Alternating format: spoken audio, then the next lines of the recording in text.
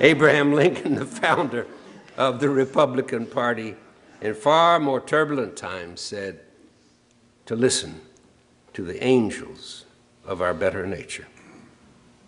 Far more turbulent times than these.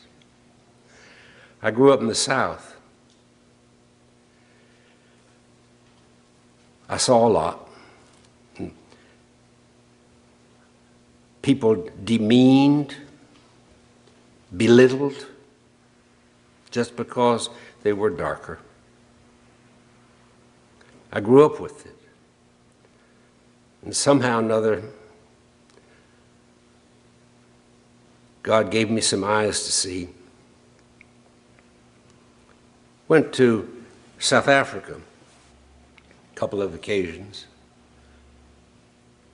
before de Klerk changed his mind and integrated the country, before 89 or 90.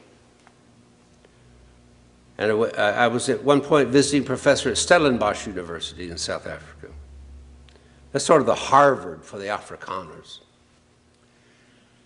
And I was invited to preach the Sunday night sermon, Sunday night service, at the chapel.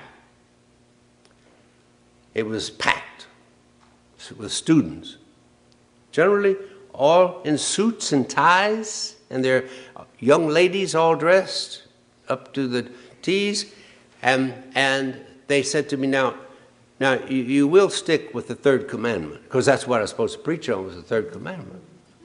And I said, yes. They didn't know what they're doing.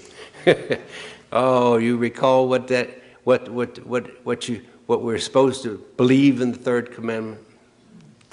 That we shall not take the name of God in vain. And I told them, I said, that means that we can't claim that there's only one theology, that there's only one way to think about God. We can't claim there's only one way to do it. And they only had one way, and that was the Dutch Reformed Church way. I was back in Memphis in my youth. And de Klerk got elected in September of '89. We were there. And nobody knew what he was going to do, but the Rand, the Kruger Rand was becoming worthless, their money. And so he knew he had to do something, because it was being, the budget was, the economy was destroyed, almost.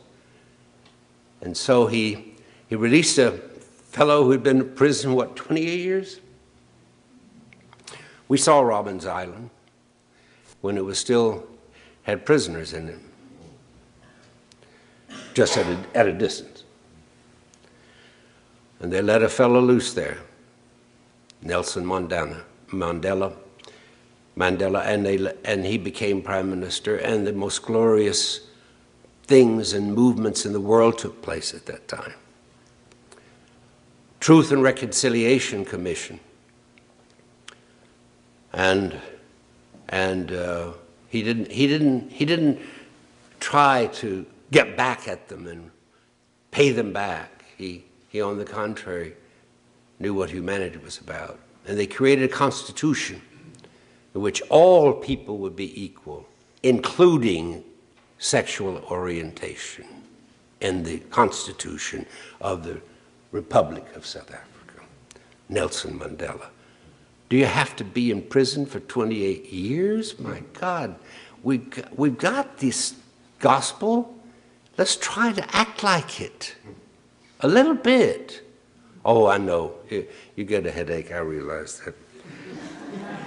God has done everything she could possibly do to show God's amazing and divine love for us, even to the point of coming to live among us and suffering with us and experiencing death, that we might live.